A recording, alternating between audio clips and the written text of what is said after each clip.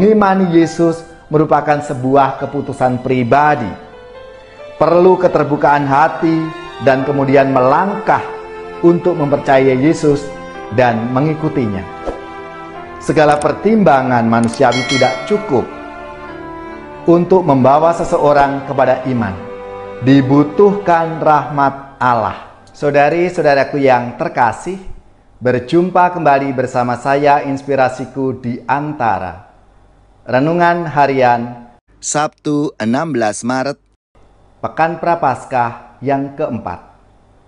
Semoga di akhir pekan ini kita bersama keluarga, komunitas kita selalu dalam keadaan baik, sehat, dan tetap bersemangat.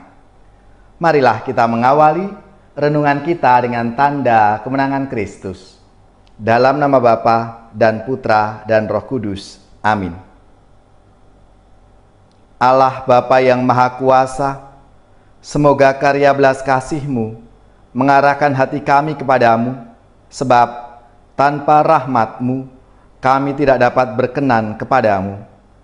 Dengan pengantaraan Yesus Kristus Putra-Mu Tuhan kami, yang bersama dengan Dikau dalam persatuan Roh Kudus, hidup dan berkuasa Allah sepanjang segala masa. Amin. Dalam nama Bapa dan Putra dan Roh Kudus. Amin. Inspirasi kita hari ini dari Injil Suci menurut Yohanes, bab 7 ayat 40-53. Marilah kita baca bersama-sama dan kita renungkan. Sekali peristiwa, Yesus mengajar di Yerusalem.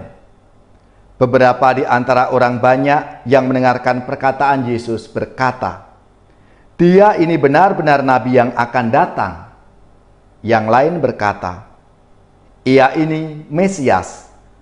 Tetapi yang lain lagi berkata, "Bukan, Mesias tidak datang dari Galilea." Karena kitab suci mengatakan bahwa Mesias berasal dari keturunan Daud dan dari kampung Bethlehem, tempat Daud dahulu tinggal. Maka timbullah pertentangan di antara orang banyak karena Yesus.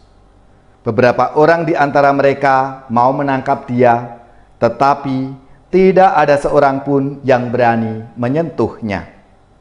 Maka ketika penjaga-penjaga yang ditugaskan imam-imam kepala dan orang-orang Farisi pergi kepada imam-imam kepala, orang-orang Farisi berkata kepada mereka, "Mengapa kamu tidak membawanya?" Jawab penjaga-penjaga itu, "Belum pernah seorang manusia berkata seperti orang itu." Jawab orang Farisi itu kepada mereka, "Adakah kamu juga disesatkan? Adakah seorang di antara pemimpin-pemimpin yang percaya kepadanya, atau seorang di antara orang-orang Farisi?" Orang banyak itu tidak mengenal hukum Taurat, terkutuklah mereka. Nikodemus, seorang dari mereka yang dahulu datang kepada Yesus, berkata kepada mereka, "Apakah hukum Taurat kita menghukum seseorang sebelum ia didengar dan sebelum orang mengetahui apa yang telah dibuatnya?"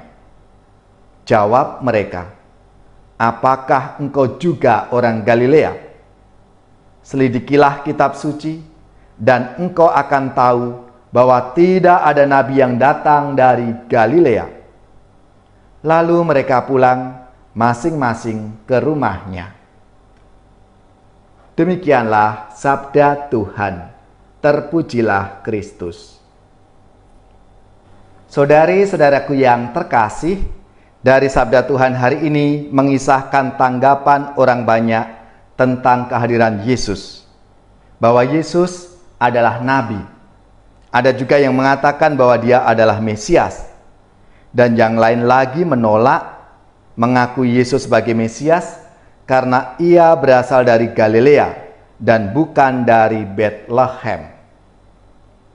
Ternyata kesimpulan mereka keliru dan terbukti mereka mengenal Yesus secara dangkal. Para pemimpin Yahudi semakin kesal ketika menyadari bahwa pengaruh Yesus kepada orang banyak itu sungguh luar biasa, karena mereka orang-orang itu mau mendengarkan apa yang diajarkan oleh Yesus.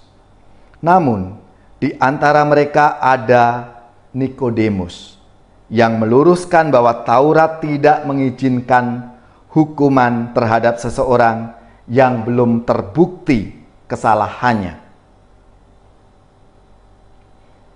Saudara-saudariku yang terkasih, dari pengalaman perjumpaan pribadi, orang bisa sampai pada pengenalan akan Yesus secara benar.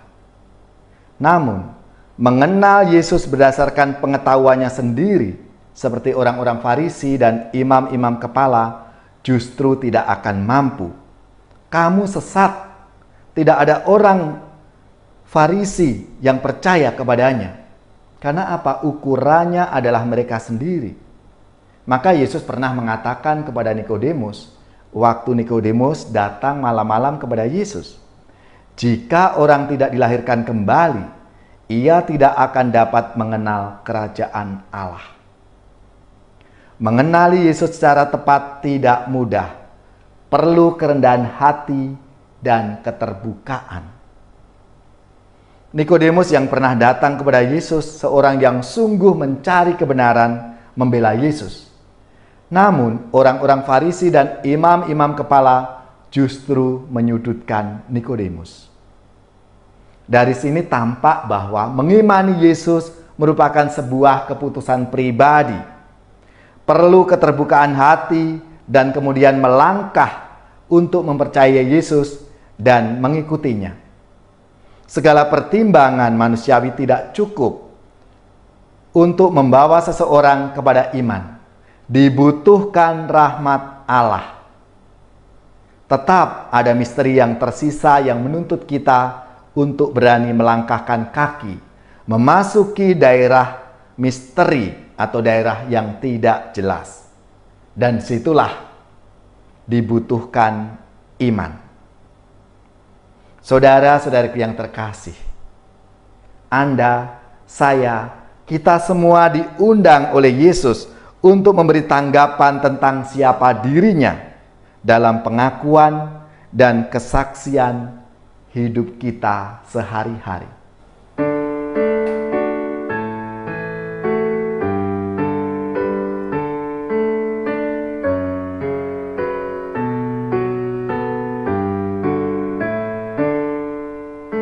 Yang berteduh pada Tuhan yang maha tinggi dan besar, yang menyandarkan hidupnya pada kuasa Allahnya, akan berkata padanya, ya Allah, kau penaungku,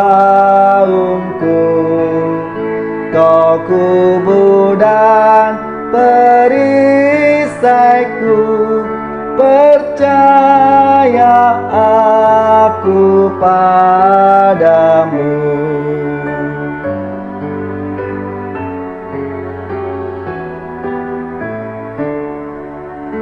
Tuhan tetap menjaganya dengan rentangan sayapnya.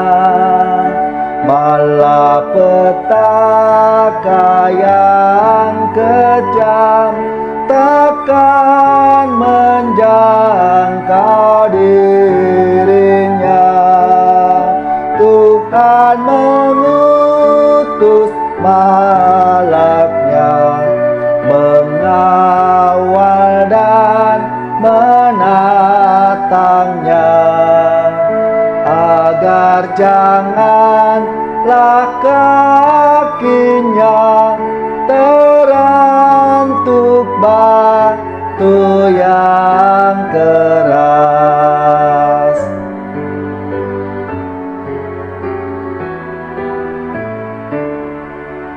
Yang berserah kepadaku, hidupnya akan ku rengkuh, yang berseru kepadaku,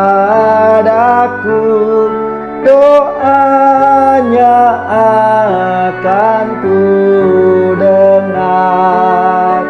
Terus ku bimbing langkahnya, akulah Tuhan Allahnya, akan selamat hidupnya dan bahagia selamanya. Saudari-saudaraku yang terkasih, marilah kita siapkan hati kita untuk menerima berkat Tuhan. Semoga saudara-saudari sekalian, keluarga-keluarga, komunitas kita, orang-orang yang kita doakan, mereka yang sakit, yang menderita, seluruh tugas, belajar, pekerjaan, usaha, serta karya pelayanan kita, dibimbing, dilindungi dan diberkati oleh Allah yang Maha Kuasa, Bapa dan Putra dan Roh Kudus. Amin.